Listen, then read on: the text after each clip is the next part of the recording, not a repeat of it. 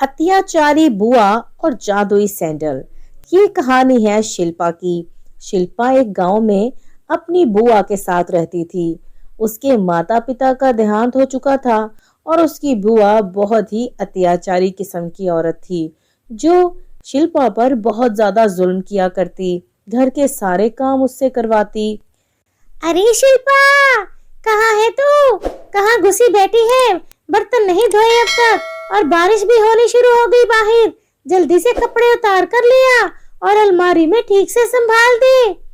जी बुआ, जाती हूँ। तभी जल्दी जल्दी दौड़ते हुए शिल्पा सारे कपड़े उतार लाती है और ध्यान से संभालने लगती है। अगर बुआ की अलमारी में जरा सी भी बेतरतीबी हो गई तो वो मार मार कर मेरा बुरा हाल कर देगी।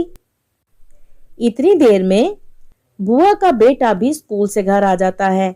आ गया मेरा बच्चा, मैंने तेरे लिए आज हलवा बनाया है, बहुत ही स्वादिष्ट है। उसमें बादाम पिस्ते बहुत कुछ डाला है मैंने। इतनी ठंड हो रही है, तुझे आराम रहेगा। अरे बुआ, हलवे की बहुत अच्छी खुशबू तो मुझे भी आ रही है। थोड़ा सा हलवा मुझे भी खाने को दे दो। अच्छा, हलवा खाना है तुझे? पहले घर में पोछा लगा, सारा घर गंदा हुआ पड़ा है। बुआ, मैंने सारे घर में पोछा लगा लिया है। तब उसकी बुआ जानबूझकर पानी का एक भरा हुआ गिलास फर्श पर फेंक देती है और कहती है, चल अब गंदा हो गया फर्श, दोबारा से पोछा लगा। और बेचारी शिल्पा दोबारा से फर्श पर पोछा लगाने लगती है। उसके बाद फिर अपनी बुआ से कहती है, बुआ, अब तो मैंने दोबारा भी पोछा लगा दिया है। बहुत भूख लग रही है, सुबह से काम कर रही हूँ मैं, खाना नहीं खाया। प्लीज थोड़ा सा हलवा दे दो मुझे। और शिल्पा की बुआ उठकर खूब उसकी पिटाई करने लगती है और इतनी सर्दी में उसे घर से बाहर निकाल कर खड़ा कर देती है। तभी बुआ का बेटा अमन कहता है, अरे माँ, क्या कर रही हो? क्यों शिल्पा दीदी के साथ तुम ऐसे करती हो?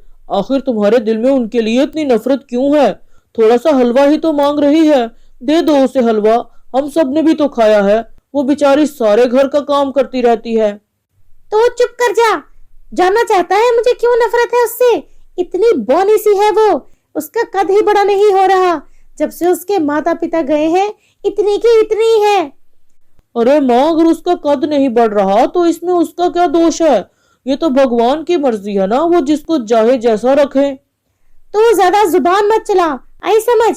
इतनी रहेगी तो इससे शादी कौन करेगा? और शादी नहीं होगी तो सारी जिंदगी मेरे सर पर सवार रहेगी। और बाहर खड़ी ये सभी बातें शिल्पा सुन लेती है। अच्छा, तो आज समझ आई मुझे कि बुआ मुझसे इतनी नफरत मेरे छोटे कद की वजह से करती है। वो और ज्यादा दुखी हो गई थी कि आखिर इसमें उसका क्या दोष। सुबह उठकर जब वो घर में गई तो वो अपने कमरे में बैठकर अपने माता पिता को याद करके बहुत रोने लगती है। इसी तरह रात हो जाती है। वो खिड़की में बैठ जाती है और बाहर उसे एक टूटता हुआ तारा दिखाई देता है। अरे, टूटता तारा! कहते हैं इसको देखकर कुछ भी मांगा जाए तो पूरा हो जाता है।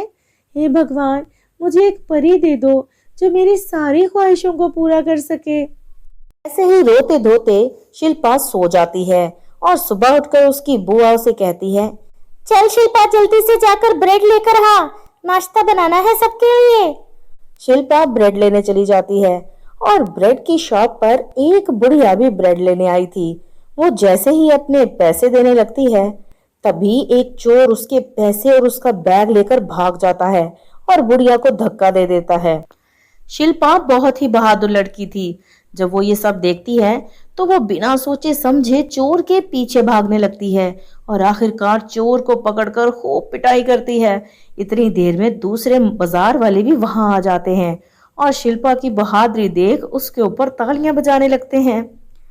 तभी बुढ़िया शिल्पा के पास आके कहती है, अरे बेटी, तुम कौन हो?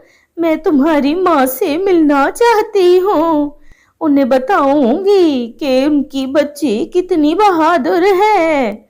ये सुनकर शिल्पा रोने लगती है और उस बुढ़िया को सारी बात बता देती है, और ये भी कि वो अपनी माँ बाप के साथ तो नहीं रहती, लेकिन वो अपनी बुआ के साथ रहती है, और वो भी कोई आम बुआ नहीं, एक अत्याचारी बुआ।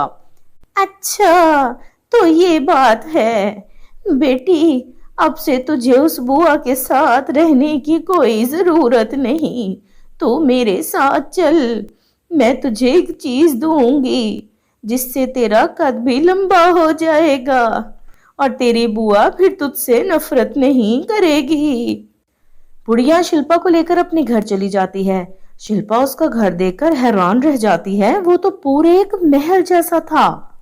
बुढ़िया शिल्पा को एक सैंडल दे देती है। ये ले बेटी, ये पहन ले, तेरा कद लंबा हो जाएगा। और हाँ, मैं कोई बुढ़िया नहीं हूँ, मैं एक परी हूँ। इतना कहकर वो बुढ़िया एक परी के रूप में आ जाती है और फिर शिल्पा से कहती है, उस दिन तुम टूटे तारे को देखकर एक परी मांग रही थी। मैंने तुम्हारी बातें सुन ली और तुम्हारी मदद के लिए आ गई और इस जादुई सैंडल से अब तुम कोई भी काम करवा सकती हो, इससे सोना भी ले सकती हो। ये बात सुनकर शिल्पा अपनी बुआ के पास जाती है हाथ में सोने के सिक्के लिए और बुआ को सारी बात जाकर बताती है। बुआ उसके हाथ में सोने के सिक्के देखती है और उसका कद लंबा हुआ देखती है तो उसे सारा गुस्सा भूल जाता है और वो शिल्पा को गले से लगाकर अब हमेशा प्यार करने लगती है। उनके घर में सब कुछ ठीक हो गया था। तो मेरे प्यारे दोस्तों, कैसी लगी आपको अत्याचारी बुआ और जादुई सैंडल की कहानी? पसंद आई हो तो लाइक करें और चैनल को सब्सक्राइब कर लें। और हाँ, ये बताना ना भूलें कि आपने इस कहानी से क्या सबक सीखा।